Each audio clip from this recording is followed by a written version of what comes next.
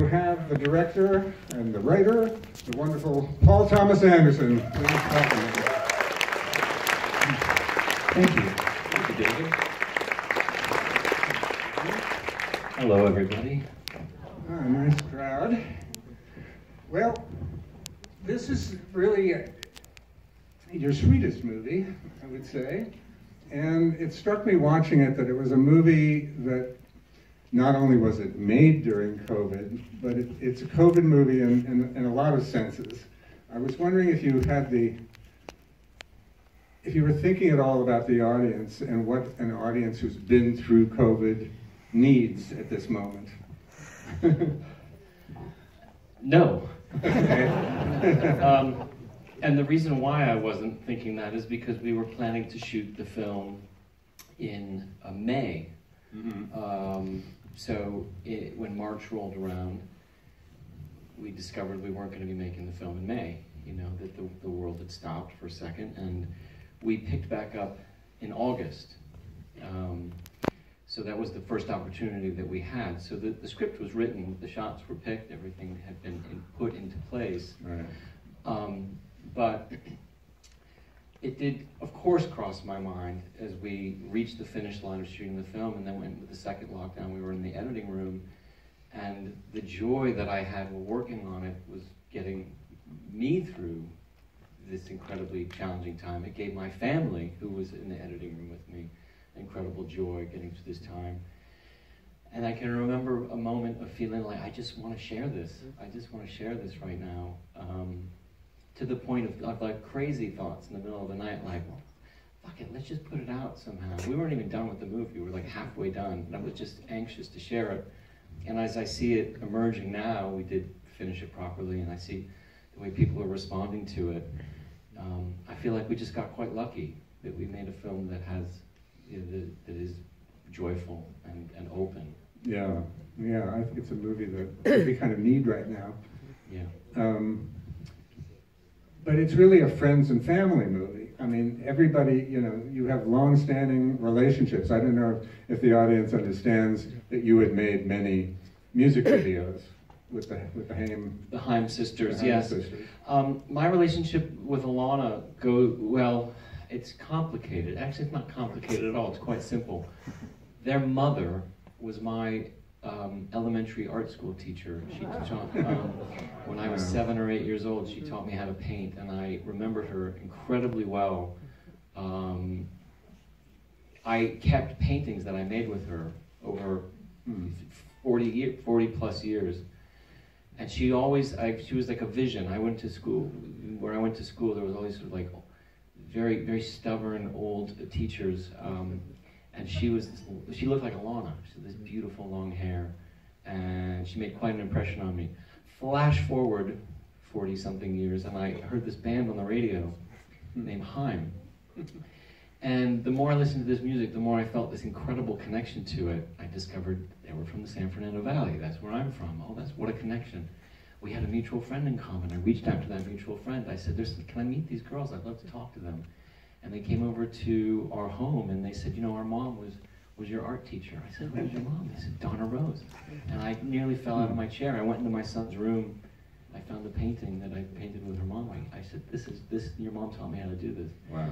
So I have an incredible connection. Our families are deeply intertwined, and I then worked with the band and shot music videos for them. And many of the music videos that we did was really an inspiration for this movie, because we would always have no money, we'd have no time. And we'd always just sort of think, well, we'll get no money and no time. What should we do? Well, let's just run around the streets and we'll do something, and we'll put it to music. And that kind of ended up being the flavor and the feeling that I had of doing this work with them was so contagious that it fed the script and fed the process of how we made the movie too. Yeah. How did you know that? I mean, she hadn't acted before. No. I mean, did your gut tell you that she was a performer? Her gut told me that she would be excellent. My gut did not tell me that she would be psychotically great and like flow out of the screen. I had worked enough with her that I saw that she really had a certain type of charisma, but more to the point that it was something that she could act. I really felt very strongly about that, and when I would read that, it wouldn't be that surprising to you if you'd been there with me in the room and seen her just read the script out loud and do it with me. It was like, this. If anything, I had to check myself to make sure that what I was seeing was accurate. A lot of us have worked together on the crew for like 20 years, and I would really have like a system of checks and balances just to make sure, you know. There's a long history of directors who like delusional when it comes to certain like female performers or something like that. I was like, is she really? She's like popping off of the screen in a way that I'm never like. Am I seeing this? And they're like, no, we see it too. She's really that good. Yeah. It was exciting to watch, exciting to see somebody, and I think audiences, you know, there's something wonderful when you see somebody on a movie screen that you've never seen before. Yeah. It's a really wonderful feeling. Yeah, well, the movie's filled with fresh faces. Yeah. I mean, did you test her with Cooper Hoffman to see if the chemistry was there? Well, kinda. You know, what I did initially was that I gave Alana the part very quickly, and I said, well, now we have to go find a Gary, and we auditioned actors in the traditional way, young actors, and nothing seemed quite right. Nothing was, you know, it just wasn't right. I suggested Cooper, who I've known since he was a baby, because he's Phil's son, and Alana knew him a little bit because I'd introduced them, and they'd spent some time together, and all the Haim sisters thought that's a really good idea. You should pursue that. And when the two of them got together and they read it together, it was one of those, you know, kind of classic movie moment stories where you just think like, this is really good. They're really, really good together. Or they were really awkward actually when they first read it. It was not very good. It was kind of, but it was so much to work with. Yeah. It was kind of just the right amount of good. It was encouraging that there was something to do. And many of the actors that we had read with, it was perfect, and that was kind of irritating. Like, well, doesn't feel right. It doesn't feel natural.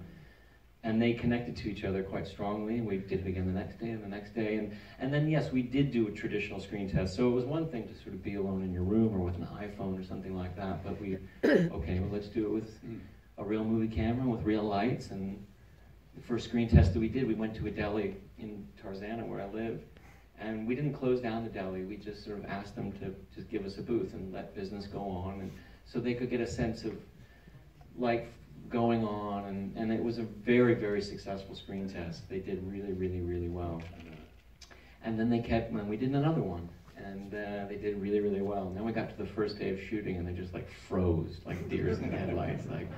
Which was great because it was the Bradley Cooper stuff that we did first, and then 24 hours later they were fine, you know, and they got comfortable, you know. That Bradley Cooper stuff is amazing.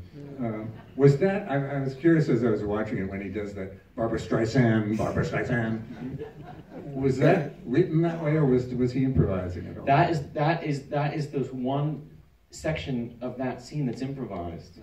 I kind of felt that. And it happened late in the day. We'd actually shot the whole first half of the scene, which is scripted. They did that, and then we turned around. We waited to turn around to do the back half of it because the light was in the right position, so we kind of revisited the scene. And they were very loose by that point. Bradley was very, very loose by that point, very confident. We'd already gotten the scene, really, and we just needed this one little shot, and that came out of it. Yeah. And how does John Peters feel about this movie? John Peters is so happy to have finally been portrayed by Bradley Cooper. You know, I think he was probably hoping that Brad Pitt might have played him, but I think he's happy. He sent me a note that he'd seen the film, and he thought it was a very accurate depiction of himself.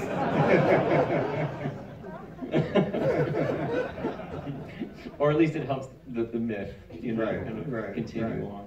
Well, it's interesting. I mean, you toy with real people and almost real people. I mean, like the Sean Penn character's last name resembles a very famous actor who was in a lot of Toko-ri movies, yes. But you decided not to use his first name. Yeah, it's a very schizophrenic sliding scale about where you make a decision about when to use a real life person and when not to. William Holden is the basis of that character, mainly because of this film called Breezy that he made with Kay Lenz, and Clint Eastwood directed it, and it was this May-December romance, and I sort of stole something from that. And I know William Holden was sort of famous for his exploits in Africa and drinking, and he's one of my favorite actors, but I also didn't want to ask Sean to do a wholesale William Holden impression or something like this. Right. I think you kind of navigate that in case by case, like Lucille Ball is Lucille Doolittle. You know, it's just something that takes the curse off, and you can kind of you're not chained to an impression or a real life person that you don't have to. Well, you don't have to be as respectful, I suppose. You know? And your main character Gary is, I gather, actually based on somebody named Gary, right? That's right. By the way, that's what I was going to say. But Gary Getzman is he works with Tom Hanks. He's his producing partner now. But back up many years before that, he was Jonathan Demme's producing partner. He actually met Jonathan Demme when Jonathan Demme was working in PR at UA.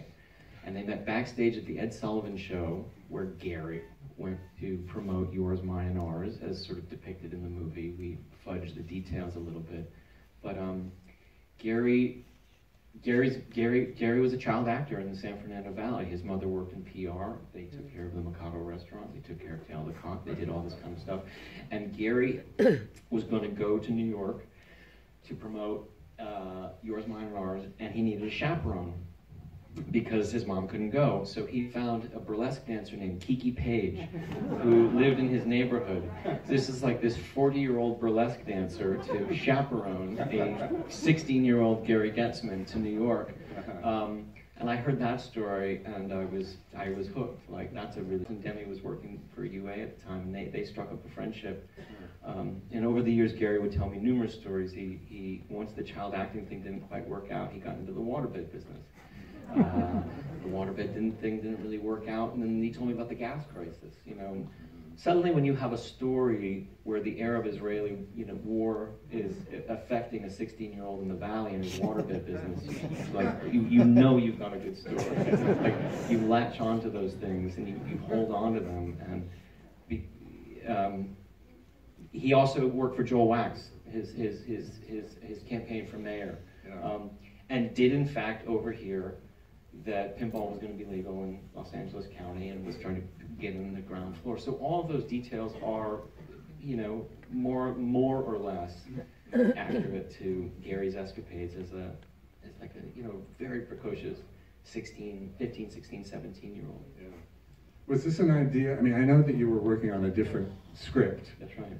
When I saw you, and then I heard that you had switched to this. Mm-hmm. Was this an idea that had been percolating for a long time, or? It was for many years. About 20 years ago, I first had the basic premise of this. I went walking by this junior high school in my neighborhood, going for a walk one day, and it was picture day. I saw these kids out on the blacktop, and there was this very precocious young kid desperately trying to get a date or phone number or whatever he was doing. I mean, I saw it from a great distance, but he was just after this girl, I kind of saw a great premise in that, a great screwball premise. What happens if this girl, against all of her better judgments, actually turns up? That's a great premise, and it would be, I thought it would be like that John Cassavetes movie Gloria, with the little Puerto Rican boys always screaming, and you at Jenna Rollins, and but kind of within the dynamics of this thriller, you had this great relationship. They were like an old married couple. Yeah. So I had that many years ago, and it had no place to go. That just sort of ended there. And then somewhere between Gary's stories and this one, and meeting Alana and working with Alana, I had these three things that just sort of seemed like ready to be born, ready to come out, and it just was. It was impossible to not write it or to stop writing it once I started. I mean, I gather it feels like your loosest movie, but I gather that it's actually the script, that you followed the script religiously. I mean, that in some ways it was one of your most structured screenplays. Yeah, I think that's the irony. I think I've been realizing this and talking about it, that to get something to feel like this loose, it's that joke that you realize, like, you know, loose does not mean having no idea what you're doing at all. Actually, loose requires this like intricate planning and a great structure to give you this kind of feeling of skipping a stone along the water that just keeps moving forward. The other thing is that it would be very dangerous to create a situation for young actors to be forced into improvising or something like that. To have a very strong structure and a very strong script would be a great foundation to start. If they ended up being good at improvising or filling something in, then great, but we didn't need it. Alana was great at improvising. Cooper liked it. He didn't take to it too much. He would have preferred to stick to the script. So somewhere between the two they found it, but having the foundation was smart. And also too, working at the time that we were working, there was no, you didn't, you know, there's 10-hour days when you shoot with kids, you know, and with COVID as well, there was a mission to accomplish, you know, and that was to shoot very strict and go in and get the scene and go home and come back again the next day. Well, it must have been extraordinary. I mean, this entire film was shot before there was any vaccine, yeah? I mean, I don't know quite how you pulled it off, because it's a big cast. There's a lot of people on those sets. Well, the majority of the time, we personally knew everybody who was in the movie, or at least knew them and knew their families. So we were really creating a life raft that was very, very large. There were times at the Teenage Fair or the Joel Wax office when we had to employ background actors to help us.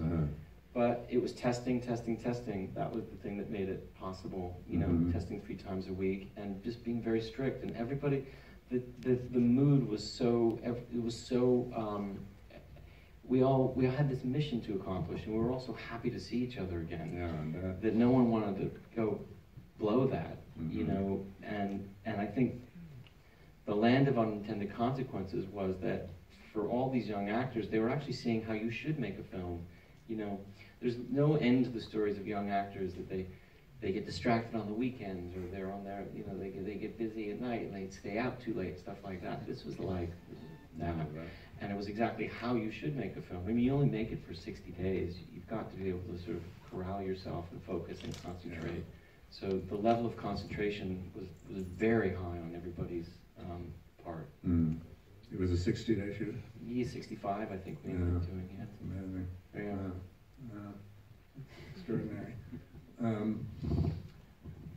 One of the things I love about the movie is how you never quite, it shoots off in these wonderful tangents that you don't expect, and these red herrings, like his getting arrested.